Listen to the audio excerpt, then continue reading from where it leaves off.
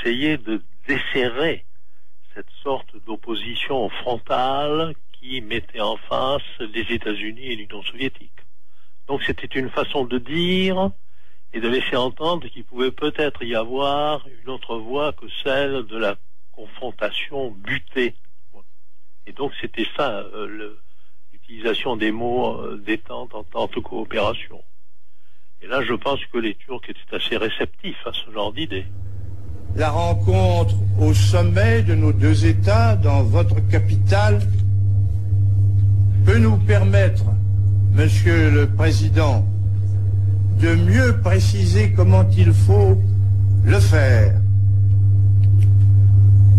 Et il me semble que c'est la conscience que nos deux peuples ont de cette nécessité.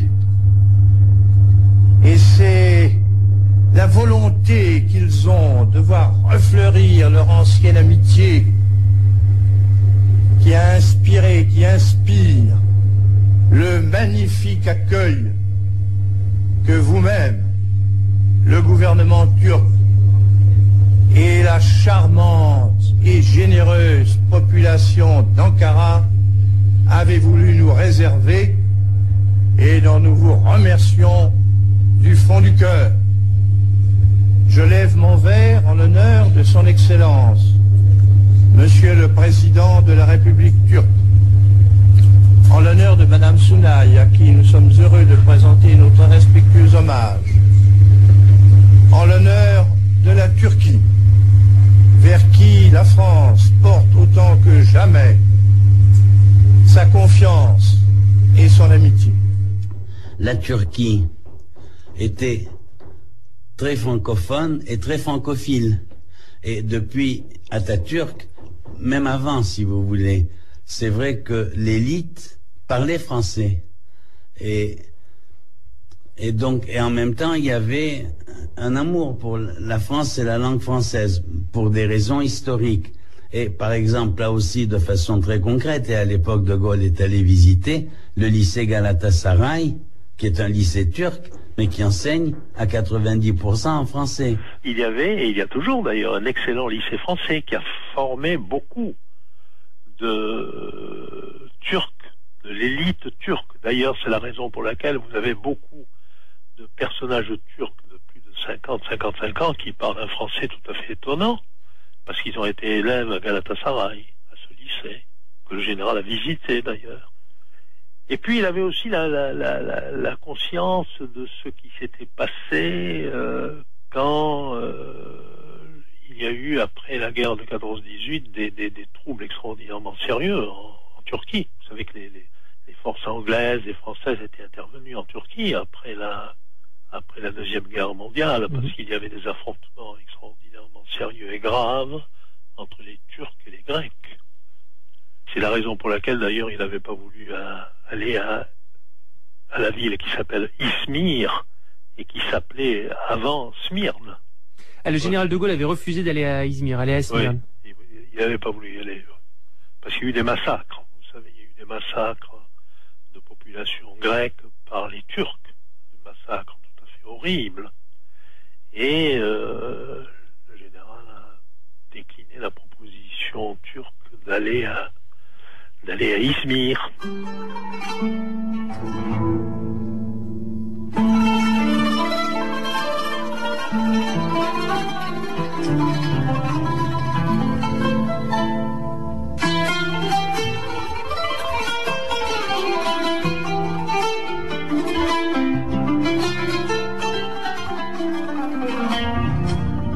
Discours du 26 octobre 68 face au Premier ministre Souleymane Demirel.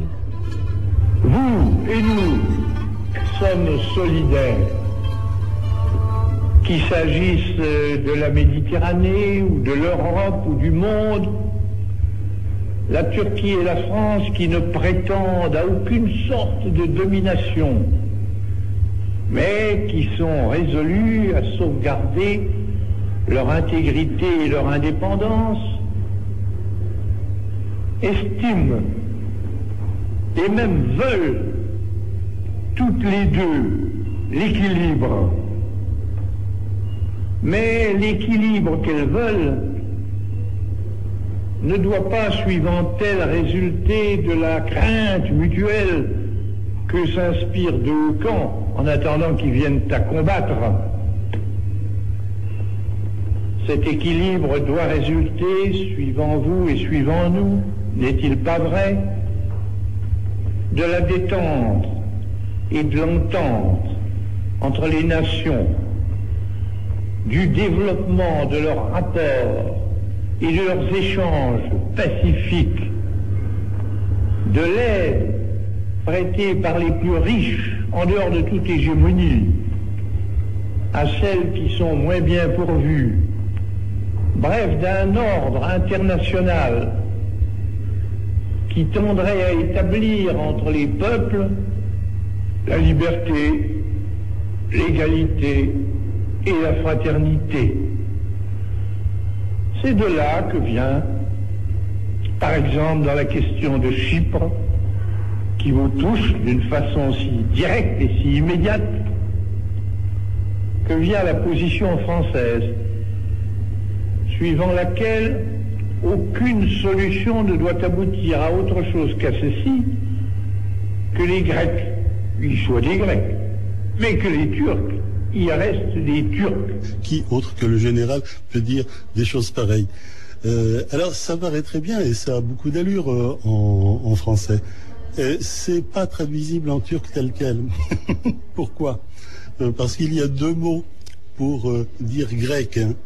Il y a un mot qui est Yunan et qui désigne le grec de Grèce, citoyen du royaume de Grèce à l'époque. Et d'autre part, il y a Rum, qui désigne un grec de sujet turc ou sujet de l'Empire ottoman. Et selon que vous employez un terme ou l'autre, ça va complètement changer le sens de la phrase. Alors j'ai essayé d'expliquer ça au secrétaire général de l'Élysée. Il prend son téléphone. Nous étions il y avait une cloison qui nous séparait du bureau du général, et il explique au général, mon général, grec, turc, Yunan. Silence. Et on entend dans le combiné du téléphone, c'est le boulot du traducteur, qu'il se démerde.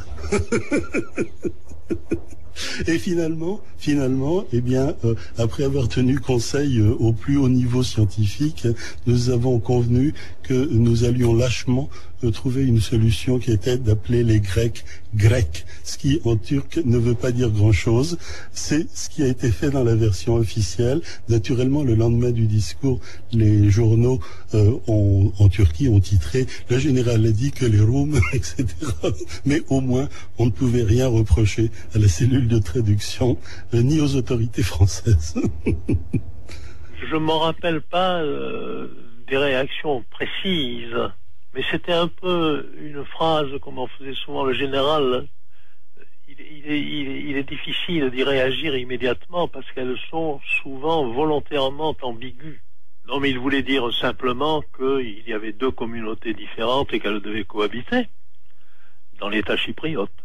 C'est ça que ça voulait dire en réalité. Il y avait d'autres termes qui sont en référence avec l'actualité du moment, et le général de Gaulle parle de convergence entre la France et la Turquie sur les questions de Prague, les questions du Vietnam, les questions des conflits au Moyen-Orient. Oui. Ça voulait dire quoi, ça? Eh bien, à dire le vrai, quand je l'ai relu, je me suis un peu demandé à quoi ça faisait allusion. Ce que je pense, c'est qu'à ce moment-là, la Turquie ne souhaitait pas que l'affaire israélienne prenne le tour qu'elle a pris. Je pense que les Turcs étaient assez inquiets de la situation qui était en train de se développer du côté d'Israël et face aux adversaires potentiels ou réels d'Israël. Et là, je pense que les Turcs estimaient que la position du général avait été relativement raisonnable.